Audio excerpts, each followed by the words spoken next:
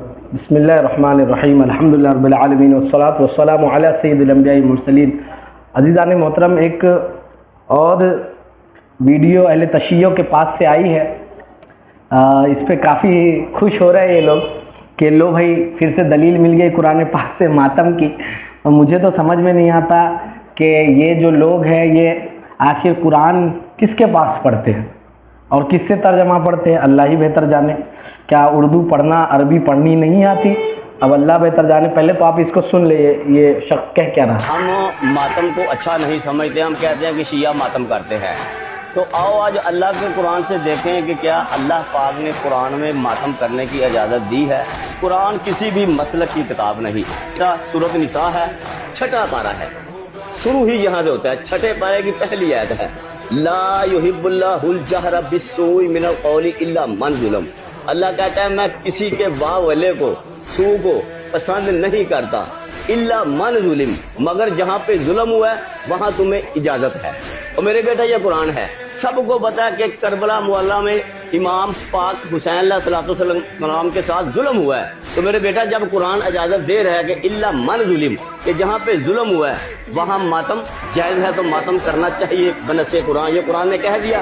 دوسرا میرا بیٹا صحیح بخاری دیکھو پڑھ کے، شیعوں کی دیکھیے یہاں پہ انہوں نے پہلے تو جس پارے کی بات کی، 6واں پارہ سورہ نساء آیت نمبر 148، تو دیکھ لیجئے۔ سورہ تفسیر صراط الجنان ہے، ترجمہ کنز الایمان و عرفان، اور 6واں پارہ ہے۔ پہلا وہ جو پہلی آیت نمبر 148 اور پہلی آیت سورہ نساء کی آیت نمبر 148 اور 6 پارے کی پہلی آیت، لا یحب اللہ الجہر بالسوء من القول الا من ظلم ہے۔ پہلے تو ان سے یہ کہا جائے کہ اپنے قواعد کو درست کرے کہ اس میں الا من ظلم نہیں بلکہ الا من ظلم ہے۔ تو پہلے الا من ظلم پہ جو قاعدہ آپ نے خراب کیا اس کو درست کرے۔ آپ کو قرآن اچھا پڑھنے کی ضرورت ہے۔ الا من ظلم، اور کہا وکان اللہ سمیعا علیما۔ اب ترجمہ پڑھیے، ترجمہ کنز الایمان، اللہ پسند نہیں کرتا بری بات کا اعلان کرنا مگر مظلوم سے، اور اللہ سنتا جانتا ہے۔ اگر 9 اثر پڑھی ہے تو بتائے یہاں پہ کہاں ذکر ہے ماتم کا، یا کہاں ذکر ہے اس کا کہ جس پہ ظلم ہو اس کے نام پہ ماتم کرو؟ یہاں تو صاف ذکر ہے اللہ بری بات کا اعلان پسند نہیں کرتا۔ آپ نے غلط ترجمہ پڑھا، قوم کو گمراہ کیا۔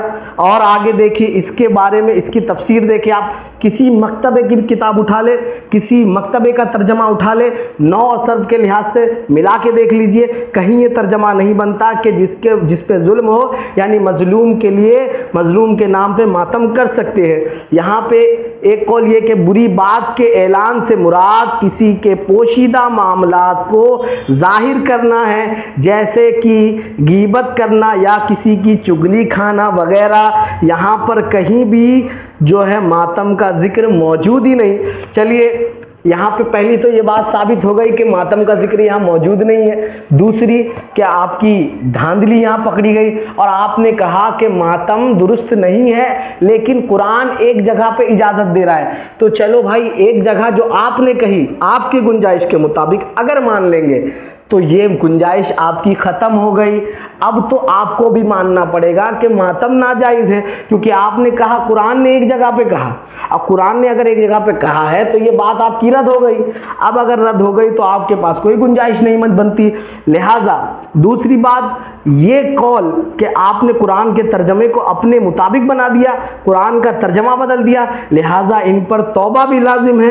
اور جو ان کو سن کے واہ واہ کر رہے تھے ان کو بھی چاہیے کہ کم سے کم پڑھے لکھے کو سنو، کم سے کم ان کو سنو جن کو قرآن کو الا من ظلم اور من ظلم میں فرق پتا ہو، جن کو نو اور صرف کے ساتھ کم سے کم قرآن کے قواعد بھی درست معلوم ہو، لہن جلی و لہن خفی کا علم ہو۔ یہ نہیں کہ کوئی بھی داڑھی آدھی کٹی ہوئی ہے، ٹوپی اور جو ہے ٹوپی کا پتہ نہیں ہے، میرا پہ کھڑے ہو کے کچھ بھی بول دیا، واہ واہ سبحان اللہ سبحان اللہ، اور یہ دلیل مل گئی۔ بھائی پڑھے لکھے والے بنو، علم والے بنو، خود کچھ سیکھو، علماء سے سیکھو، جہلا سے نہیں۔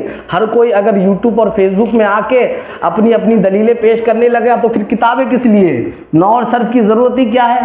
ان کو قیامت تک کے لیے یہ چیلنج ہے کہ علماء اہل سنت کا ہم جس ترجمے کو سب سے زیادہ معتبر مانتے ہیں، اس ترجمے کو چھوڑ کر آپ اپنے پاس سے کوئی ترجمہ لے آئیے، آپ کے یہاں سے لے آئیے، اور نو و صرف کے مطابق چھٹے پارے کی پہلی آیت لا یحب اللہ الجہر بالسوء الا من ظلم، یہاں پہ آپ ثابت کیجئے کہ نو اور صرف سے یہ ثابت ہوتا ہے کہ اللہ تعالیٰ نے فرمایا جہاں ظلم ہو وہاں تم ماتم کرو۔